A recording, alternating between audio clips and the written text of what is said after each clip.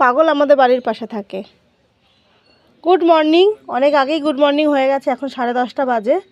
তো এখন পিহুকে খিচুড়ি আর ডিম সিদ্ধ দিয়েছি। এই যে খিচুড়ি করেছি ব্রোকলি দিয়ে, সিম দিয়ে, আলু দিয়ে, তারপরে কি দিয়েছি, মটরশুঁটি দিয়েছি, আরও বিনস দিয়েছি, সব কিছু দিয়ে খিচুড়ি করে দিয়েছি।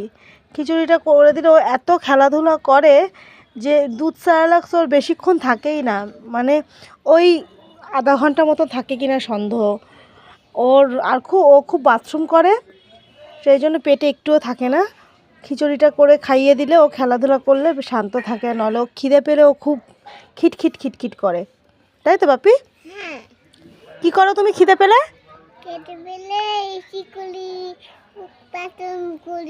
বাথরুম করো? ঠিক আছে, খিচুড়িটা কেমন হয়েছে আগে বলে দাও। দারুণ। তোমার ভালো লাগছে? আচ্ছা।